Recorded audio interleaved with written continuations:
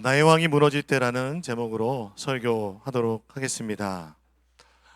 우시야 왕을 들어보셨습니까? 우시야 왕은 이스라엘 분열 왕국 시기에 BC 8세기 남유다 왕입니다.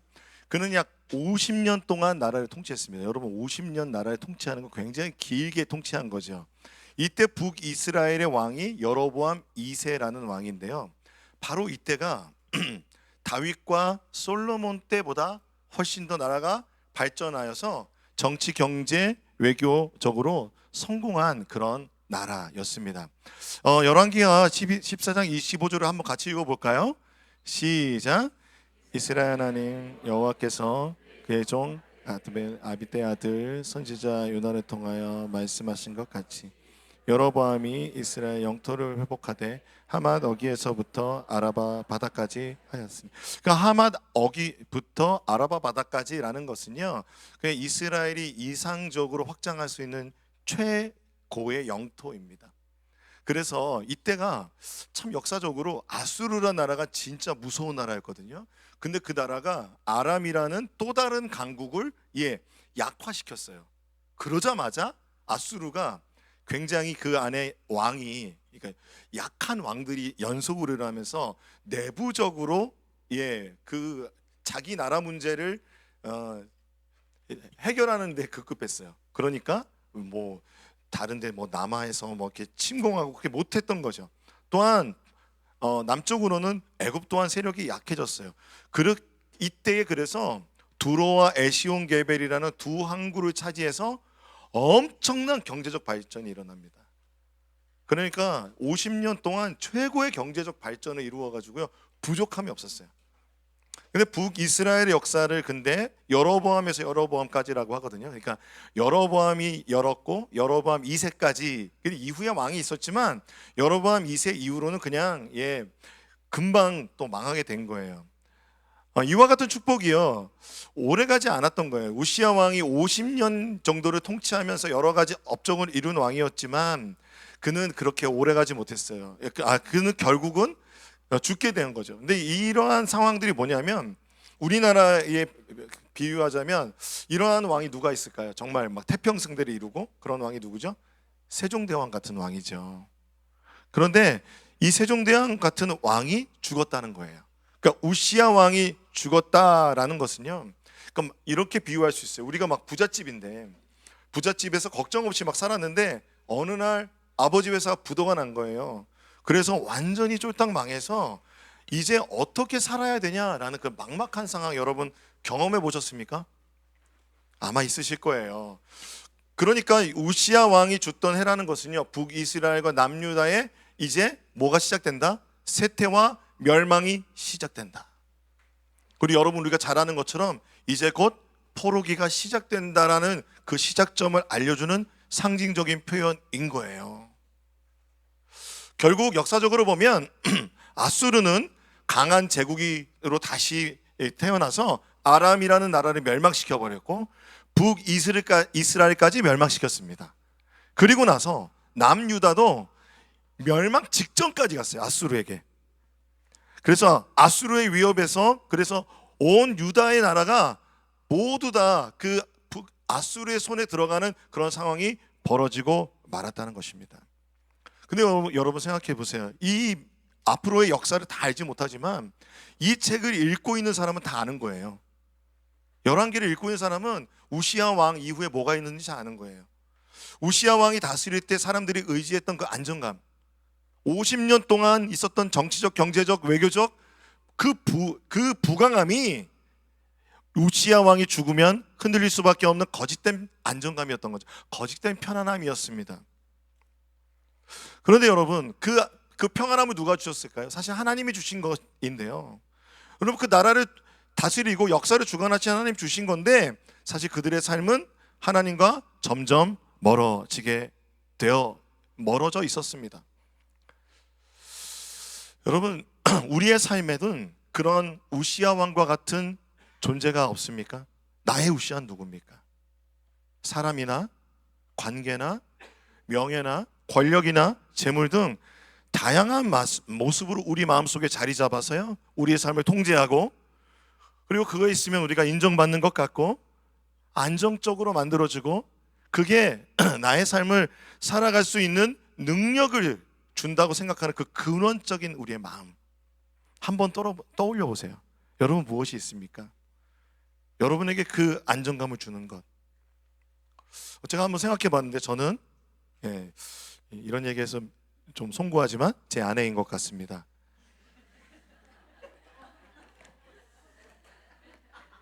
아내가 없다는 상상만 해도 참 두렵고 무섭습니다. 영혼이 하나도 없던 것 같죠? 너무 좋아하지 마세요. 그래서 어떤 분은요, 이 설날 명절이 좋지만 않아요. 가족을 만나는 것이 기쁜 사람도 있지만 가족을 만나는 것이 참 힘들고 부담스러운 분들이 계세요. 특히 이렇게 우시아 왕과 같은 내가 의지했던 것들이 무너져 있는 상황에 있다면, 그렇다면 여러분, 우리가 함께 설날에 모였을 때는 이 가족의 이 역사 속에서 서로를 위해서 좀 마음을 어루만지고 서로를 위해서 기도해주고 그냥 들어주고 그냥 뭐 이렇게 한마디 우리가 좀 따뜻한 말을 하는 그런 시간을 가지면 어떨까 생각이 됩니다. 우리의 성도님들의 삶을 다 알 수 없지만 우리의 가족의 역사 속에서 또한 여러 가지 아픔을 겪었잖아요. 그것이 이 명절만 되면 다시 또 올라오는 분들도 있을 거예요. 그런데 바로 이때, 이 명절의 때에 우리가 이 본문의 말씀을 보면서 우리가 기억해야 될 것이 있습니다. 그런데 이 우시야 왕이 죽던 그때 모든 소망이 사라지고 나의 안정감이 무너진 바로 그때가 하나님의 카이로스의 시간이 되는 거예요. 이사야가 성전에서 기도하고 있는데 평소와 달리 하나님이 뭘 보여주시는데 하나님이 높이 들린 보좌에 앉아 계신 거예요. 근데 그 옷자락이 성전에 막 가득한 거예요. 그리고 스랍이라는 존재가 천사를 의미하기도 하는데요, 하나님을 모시고 서 있는 거예요. 그러면서 6날개를 가지고 그 둘로는 얼굴을 가리고 그 둘로는 발을 가리고 나머지 둘로는 날면서 거룩하다 거룩하다 거룩하다 만군의 여호와여 그 영광이 온 땅에 충만하도다 라고 이렇게 막 찬양하는 거예요. 그러자 성전의 문지방에 터가 요동하고 성전의 연기가 충만하였습니다. 이사야서 6장 1절에서 4절의 내용입니다. 이 이사야는요, 이 장면을 보았습니다. 이 히브리어의 단어가요, 한번 따라해 볼까요? 라아. 이 이사야가 본 거는요, 꿈이나 환상이 아니에요. 그건 자다가 성전에서 기도하다가 이게 막 보인 게 아니라, 이 라가라는 단어는요, 시각적으로 본 것뿐만 아니라 감각과 우리가 모든 우리의 모든 감각이 인식하면서 그 자체를 경험하는 것을 나타내요. 그래서 이 라가라는 단어는 주로 어떨 때 쓰이냐면, 하나님은 보여요, 안 보여요? 보시는 분 계세요? 부럽습니다. 하나님은 눈으로 보이지 않는 분이에요. 하지만 하나님은 그래서 하나님이 보여주시지 않는 이유가 있는 거죠. 하나님이 그런데 그 보여주시지 않는 그 은익에서 나오셔서 모든 가능한 형태의 인간 경험으로 보여주시는 것이 라아예요. 그러니 이사야서 6장 1절에서 4절의 모습은 그냥 하나님이 어떤 분이신지 딱 나타낸 거예요. 그래서 라는 계시의 행위 그 자체, 그것을 인격과 행동으로 하나님이 자기를 나타내신 거예요. 다른 말로 하면 하나님을 인격적으로 만나는 거예요. 인격적으로 경험하게 되는 것을 라라는 것입니다. 여러분, 성공한 왕이 사라진 불안과 두려움이 엄습했을 때 바로 그때 하나님이 인격적으로 이사야에게 자신을 계시해 주셔서 보고 듣고 느끼고 이해할 수 있게 해주신 거예요. 나라가 부강한 50년 동안 군사적, 정치적, 외교적, 경제적으로 성공한 그 통치한 왕이 사라질 때, 그 절망의 순간에 무엇을 보여주셨어요? 높이 들린 하나님의 보좌를 보여주시는 거예요. 그 보좌에서 여전히 온 땅을 다스리시는 하나님의 그 모습, 온 땅을 통치하시는 진정한 왕이신 하나님의 모습을 이사야에게 나타내 주신 겁니다. 세상의 통치자는 사라져도 나는 여전히 하늘 위에서 통치하고 있다 라는 것을 하나님은 이사야가 이해할 수 있도록 인격적으로 보고 느낄 수 있도록 나타내신 거예요. 근데 이것이 이사야만을 위한 것이 아니라 우리를 위한 것이죠. 여러분 그거 믿으십니까? 그렇기 때문에 성경에 기록되어 있는 것이죠. 이사야가 하나님을 인격적으로 계시적으로 보게 된 장소는 라한 장소가 어디였냐면 성전이었어요. 이사야 당시에 성전은 그냥 예배당 정도가 아니라 그러니까 모든 것의 중심, 그러니까 나라의 모든 삶의 중심이었습니다. 정치, 경제, 문화 그 모든 것의 중심이었어요. 왜요? 이스라엘 백성은 언약 백성이기 때문에 그렇죠. 이사야는요 이 절망의 때에 어디에 있었어요? 어디에 있었어요? 계속 말씀드렸는데 벌써 까먹으셨어요? 성전에 있었죠.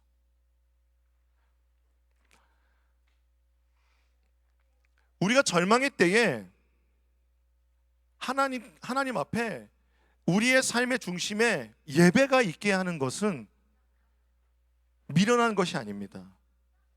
때로는요 그런 실패와 그 절망을 겪을 때 주일 예배가 뭐 설명이 있어? 주중에 살기도 바쁜데 하나님 찬송하고 묵상하고 기도할 시간이 어디 있어? 나 기도할 힘도 안 난다 라고 생각하고 말하지만 사실 그 예배, 그 절망 가운데서도 여전히 하나님 붙잡고 예배하는 그 예배를 통해서 우리의 일상 가운데 있는 그 모든 하나님 앞에 나아가 부르짖는 묵상과 기도와 찬송을 통해서 하나님은 말씀으로 우리에게 하나님을 계시하셔서 인격적으로 만나주시는 하나님이신 줄로 믿습니다. 주일뿐 아니라 일주일의 삶 속에서도 하나님의 영광은 가득하다는 것을 오늘 이 말씀은 보여주고 있는 거예요. 우리 눈에 보이지 않아도 하나님 여전히 다스리시는 하나님이십니다. 우리가 예배 드릴 때, 특히 우리가 또한 예배 드릴 때, 이렇게 함께 모여 예배 드릴 때 하나님은 우리를 인격적으로 연결시켜 주시는 것이에요. 이사야가 본 하늘의 예배가요, 누가 또 봤어요? 똑같은 내용을, 거의 같은 내용을 요한계시록 4장과 5장에 나타나 있어요. 요한계시록 4장 5장에는 지금도 도미티안 황제의 그 박해 순간에 반모섬에서 하나님께서 보여준 환상에 보면 세상은 박해받고 혼돈스럽지만 나는 여전히 하늘에서 예배받고 있고 그리고 그 모든 상황을 다스리시는 하나님이시다라는 것이에요. 그러므로 여러분 지금 하나님은 여전히 여러분의 삶을 통치하시는 유일한 왕이십니다. 역사를 주관하시는 유일한 하나님이신 줄로 믿습니다. 그렇다면 여러분 우리가 그 하나님을 어떻게 인격적으로 만나게 될까요? 그 카이로스의 때가 되게 할까요? 요한계시록 4장 2절에 보면은 이렇게 나와 있어요. 내가 곧 성령에 감동되었더니, 우리 안에 계신 성령께서 예배드릴 때 우리 안에 내주하신 그 주님께서 또한 여러분의 일상의 삶에서, 그러니까 주일의 예배도 일상의 예배도 어디로 연결되게 하시냐면 하늘의 예배에 연결되게 하셔서 그 하나님을 인격적으로 만나게 해주시는 하나님이십니다. 그렇다면 어떻게 하면 될까요? 인격적으로 만난다는 건 뭐예요? 성령님 나를 만나주세요. 성령님 내가 말씀 앞에 서 있습니다. 그 말하는 거 어렵지 않거든요. 성령님 나를 도와주세요. 성령님 오늘 내 삶 가운데 함께 하신 주님 만나기 원합니다 라고 고백하면 된다는 것이죠. 그런데 이 이사야가 보게 된 하나님이요, 거룩한 하나님이에요. 그 거룩하다 만군의 여호와여 3번 반복하는데요, 이 거룩하다는 의미가 히브리어로 한번 따라해 볼까요? 카도시, 구별되다는 뜻이에요. 그러니까 우리는 거룩을 도덕적인 윤리적인 개념으로 생각해요. 그렇죠. 그래서 도덕적으로 조금 더 높은 기준의 삶을 사는 것, 그러니까 윤리적으로 흠이 없는 것, 그럼 착하게 사는 건 말하는 거죠.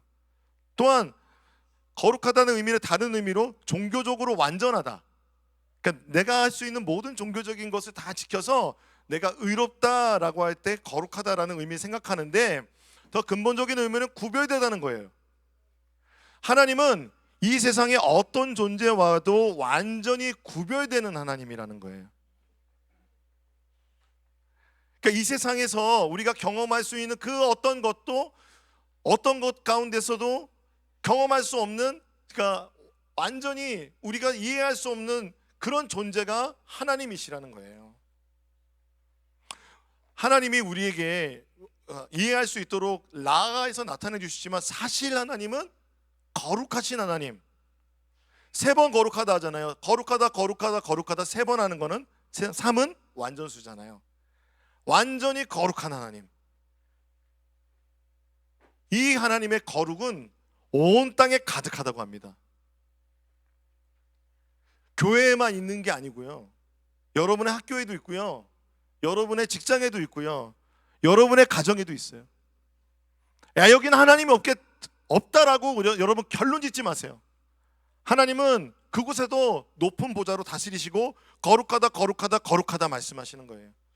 하나님의 가득하심을 뭐라고 말하냐면 영광이라고 합니다. 그 영광이 온 땅에 가득하대요. 영광이요, 히브리어로 뭐냐면 카보드라는 단어인데 무게란 뜻이에요.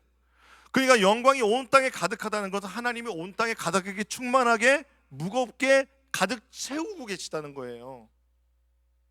또한 이 영광이라는 말이, 그러니까 히브리어에서 헬라어로 바꾸면서 독사라는 말 들어보셨어요? 그 독사 말고 영광의 독사. 독사라는 것은 밝다, 장엄하다, 광휘, 영광, 이런 의미가 있어요. 그러니까 하나님의 영광은 비추는 영광이에요. 하나님의 장엄한 빛이 온 땅 구석구석을 비추고 계신 거예요.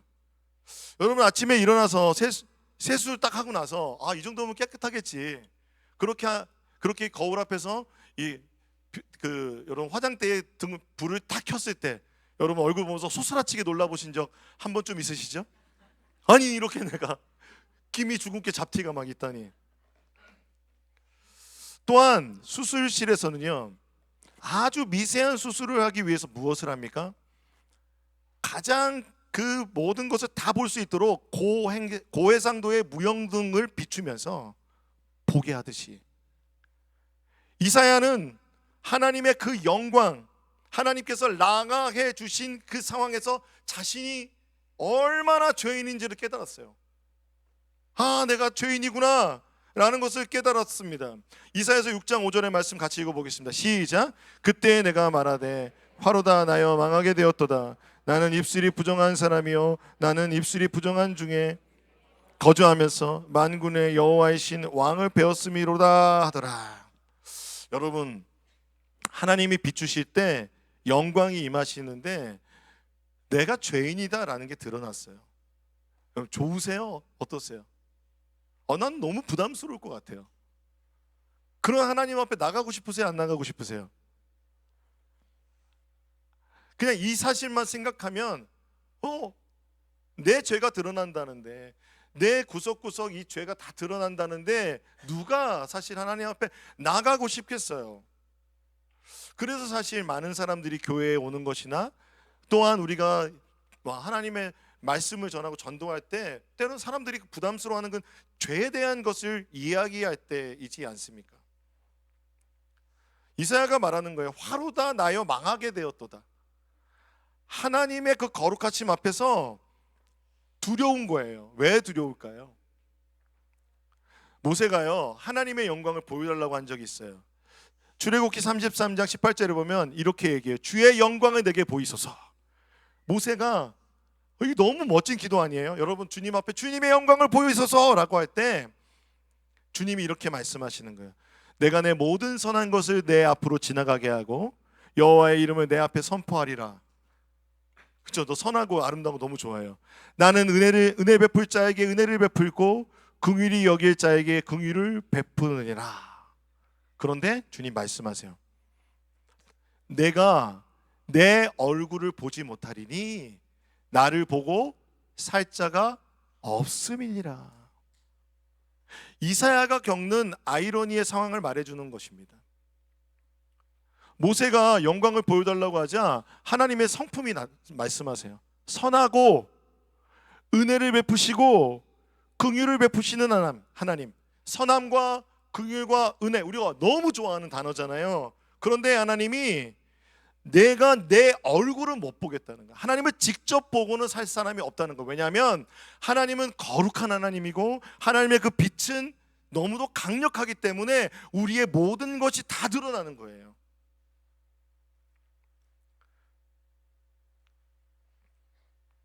아마 이사야가 벌벌벌벌 떨고 있었을 것 같아요. 하나님, 내 입술이 부정한 자 가운데입니다. 입술이 부정한 백성 가운데 거하면서 하나님을 보았습니다. 화로다 나여 망하게 되었도다 라고 벌벌벌벌 떨고 있었을 거예요. 그가 두려워 떨고 있었습니다. 사실 우시야 왕의 시대는 군사적으로 그리고 정치적 외교적으로 부유했죠. 하나님의 선하심과 은혜와 긍휼이 여러분 그런 부강한 나라로 50년 동안 태평성들을 이루는 것이라고 여러분 생각하십니까? 하지만 그때는 하나님의 선함과 하나님의 긍휼과 하나님의 은혜가 사라진 시대였습니다. 부익부 빈익빈.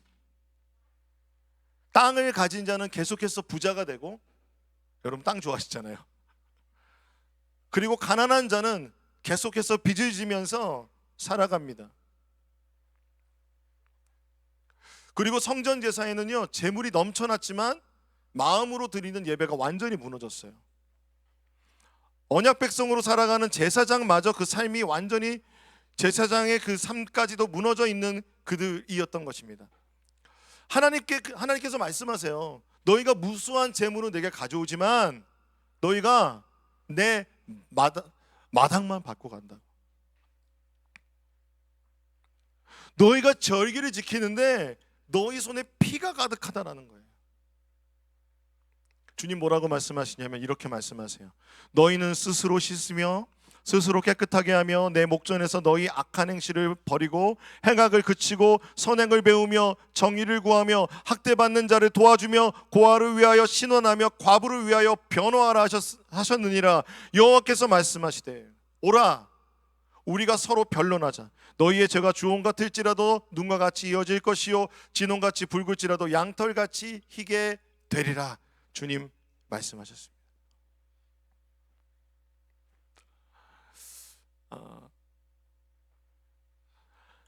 이때의 소망은 무엇일까요?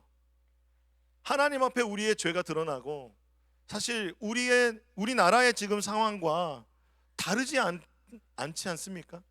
우리의 삶 속에서 일어나는 일들과 별 다르지 않는 것 같아요. 그때의 소망이 뭐냐면 하나님께서 그 스랍을 통해서 제단에서 숯을 하나 짚어서 이사야 입술에 딱 대십니다. 보라 이것이 내 입에 닿았으니 내 악이 제하여졌고 내 죄가 사하여졌느니라. 이사야는요 모든 백성들이 마당만 밟는 그 무너진 제단 가운데서 그 제단을 지키는 하나님을 예배하는 예배자였습니다. 그럼에도 불구하고 그렇죠. 이사야처럼 예배하는 사람이 없었잖아요. 하나님을 경외하는 사람이 없었는데 그조차도 하나님 앞에서 그 죄악됨을 고백할 수밖에 없었습니다.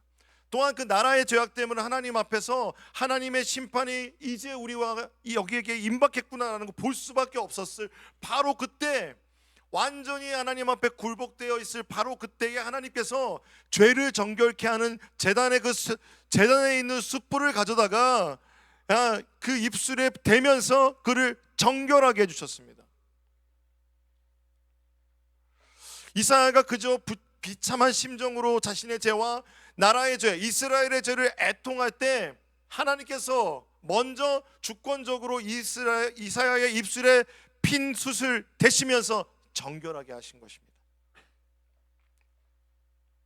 이사야가 죄인의 전적인 무능함을 고백하며 낮아졌을 때 하나님은 무조건적인 은혜로 제단에 핀 숯으로 그의 죄를 용서하여 주셨습니다. 내 악이 제하여졌고 내 죄가 사하여졌느니라 라는 뜻이 뭐냐면요, 죄가 덮어졌느니라 라는 뜻이에요.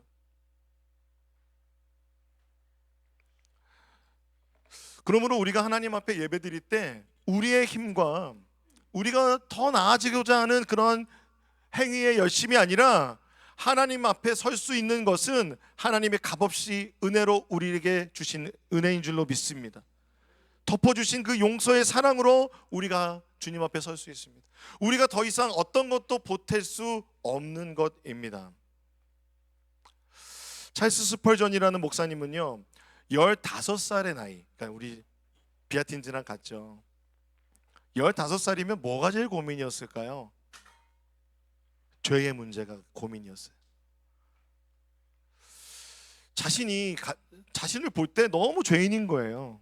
내 내면을 볼 때 극심한 영적인 고통 가운데 있을 때 여러 교회에 가면서 도덕적인 가르침을 다 들었지만 그 설교 가운데 그 도덕적 설교로는 해결이 없는 거예요.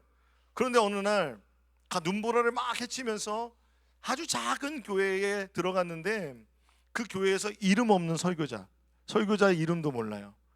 이사야서 45장 22절에 땅의 모든 끝이여 내게로 돌이켜 구원을 받으라, 나는 하나님이라 다른 이가 없느니라 라고 인용하면서 이렇게 설교한 거예요. 청년이여 예수 그리스도를 바라보십시오.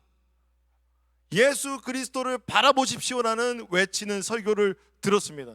그 순간 스펄전은요, 나의 도덕적 노력이 아니라, 그리고 나의 의로움이 아니라 오직 십자가의 은혜만이 나를 살릴 수 있구나 라는 것을 깨닫게 되었습니다. 그래서 그는 훗날 나의 모든 죄의 구름이 걷히고 그리스도의 태양이 떠올랐다라고 말합니다.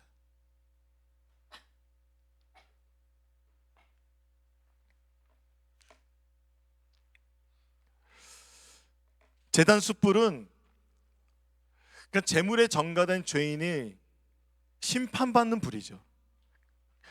죄를 태우는 불입니다. 이 숯불은 뜨겁게 타오르며 죄를 태워버리죠.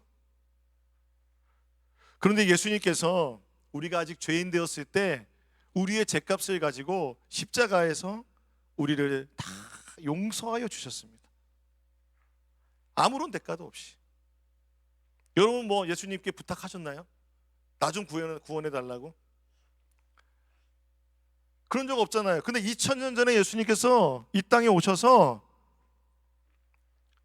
십자가로 무조건적인 사랑으로 용서하여 주셨습니다. 근데 이때 우리가 그러니까 이제 죄 지면 그냥 주님 앞에 나가서 회개하면 되지 뭐.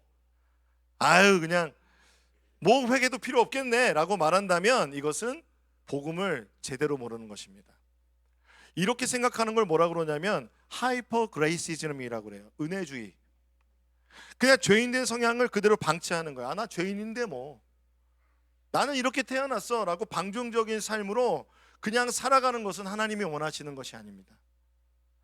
그러니까 우리가 도덕주의도, 그러니까 율법주의가 돼도 안 되지만 그 하나님과 전혀 상관없는 자유주의로 살면서 하나님 나 용서해 줬지 라고 말하는 것은 무엇이 없냐면 하나님과의 어떤 하나님의 영광을 모르는 거예요. 하나님의 영광이 뭐예요?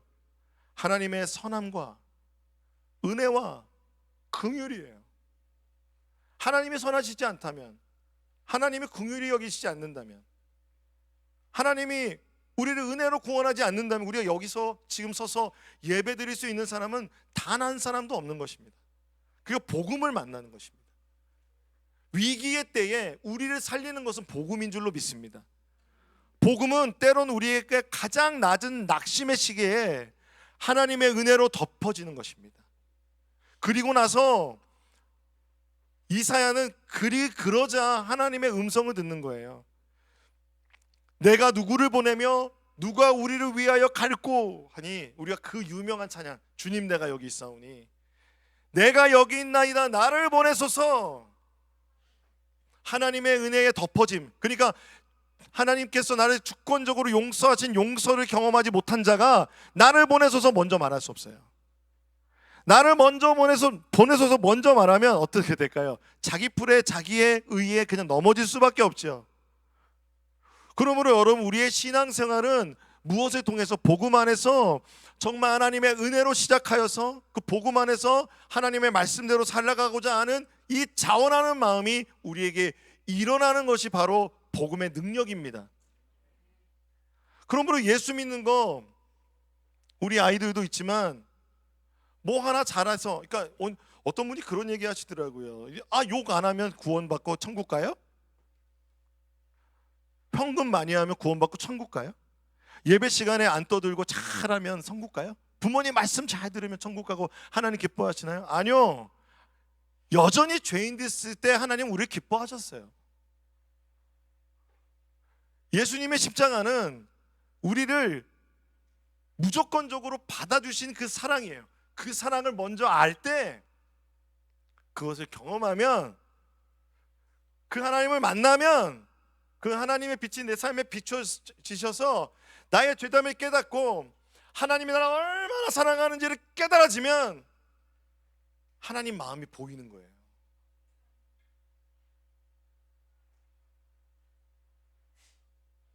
그때 사라져요. 그때 사라지는 거예요. 그때 살아갈 힘과 용기가 다시 생겨요. 우리의 삶, 나 자신조차도 내가 다 책임지고 살아갈 수 없어요, 여러분. 부모님도 여러분 못 책임져. 근데 하나님은 책임지신다니까요. 높이 들린 하나님의 보좌는 그 누구도 우리의 삶을 책임질 수 없어도 하나님은 우리를 통치하고 다스리시고 여전히 함께 하신다는 거예요. 내가 어떤 상황 가운데 있을지라도, 사망의 음침한 골짜기를 갈지라도, 새벽 날개 치며 저기로 나아가서 내가 이 수월 가운데 거할지라도 내 인생이 지옥 같은 그 순간에도 하나님의 빛은 거기까지 비치는 거예요. 그것이 오늘 이사야가 본 하나님의 영광입니다. 사랑하는 성도 여러분, 오늘의 설교를 한 문장으로 요약한다면 다음과 같습니다. 같이 한번 읽어볼까요? 시작. 내가 의지하던 세상의 힘이 무너질 때 진짜 나를 사랑하시는 분을 만나게 되며 그분의 조건 없는 용서가 우리를 완전히 새로운 인생으로 다시 뛰게 만듭니다. 아멘. 우리는 작은 촛불 같아요. 그래서 작은 빛을 겨우 비추면서 살지만 하나님의 그 태양 같은 빛이 우리 가운데 임하면 우리의 작은 촛불이 너무 초라해 보이죠. 근데 그 초를 하나님 녹이시는 거예요. 막 녹이셔요. 그러니까 우리의 의가 녹아지는 거죠. 그럴 때 우리는 내가 비출 수 있는 빛이 아니라 하나님의 태양으로 빛나는 그 빛으로 비추는 새로운 삶의 여정을 살게 되는 거예요. 주님은 여전히 일하십니다. 그 하나님, 그 십자가의 복음을 붙들고 설날 명절을 보내시고 또 한 해를 살아가는 여러분 되시길 소망합니다. 우리 신의 악단이라는 그 영화에 나온 길을 만드시는 분이란 찬양으로 하나님이 여전히 계시다는 것. 저는 신의 악단 보면서 그렇게 생각했어요. 내 눈에 보이지 않고 내가 이해할 수 없어도 하나님은 북한 땅에서 여전히 일하고 계시구나. 그곳에 그 간절하게 주님을 찾는 성도들의 기도와 예배를 절대로 놓치지 않으실 것입니다. 여러분, 우리는 지금 가장 부유한 때를 살고 있습니다. 그런데 마당만 밟고 가지 마세요.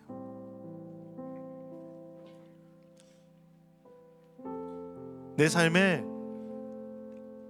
그 하나님의 임재와 역사가 있다는 것을, 그 하나님이 그 누구도 우리를 변화시킬 수 없어요. 부모님도 우리 변화 못 시키고, 여러분 선생님도 여러분 변화 못 시키고, 사랑하는 성도 여러분, 남편이 아내 변화시킬 수 없죠.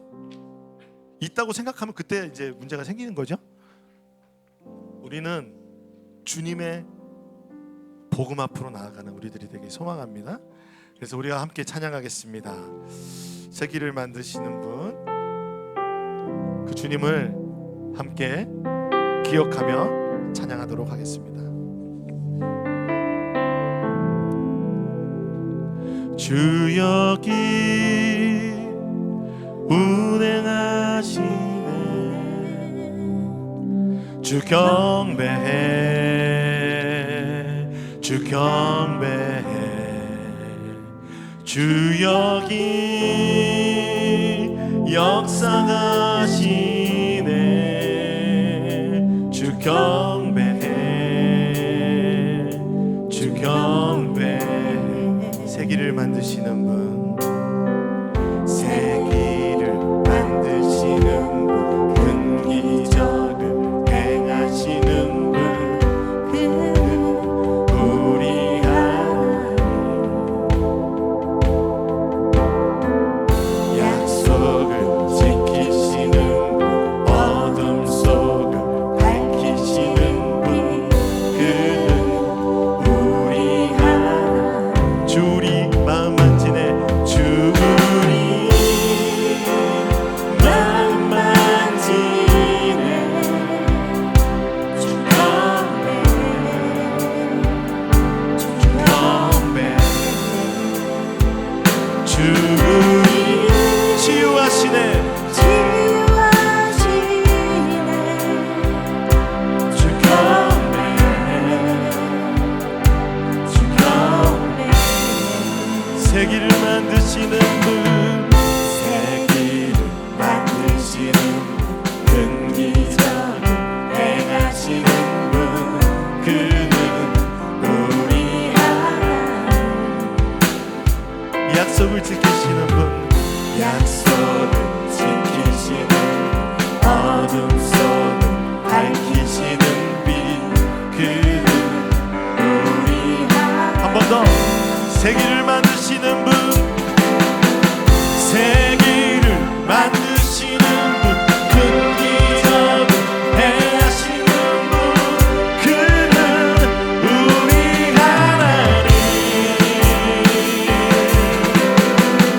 약속을 지키시는 분, 어둠 속을 밝히시는 빛, 그는 우리 하나님. 주 우리 새롭게 하네. 주 우리 새롭게 하네. 주 경배해, 주 경배해. 주 우리 회복시켜 주십니다. 믿음으로 고백하며 주 경배해, 주 경배해.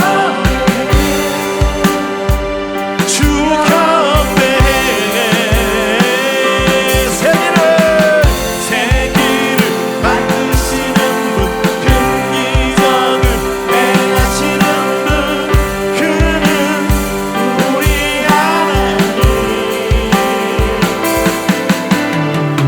약속을 지키시는 분, 어둠 속을 밝히시는 빛, 그는 우리 하나님.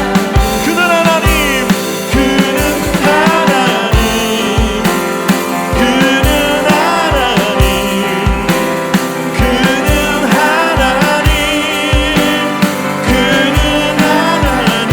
주의 일하심 볼 수 없어도, 주의 일하심 볼 수 없어도, 주의 일하심 알 수 없어도, 주는 결코 멈추지 않네.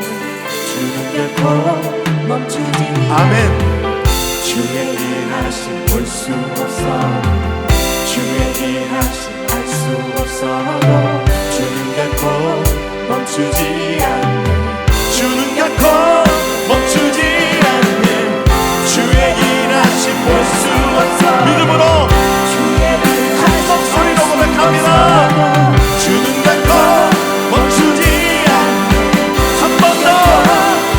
주의 일하심 볼 수 없어도, 주의 일하심 알 수 없어도,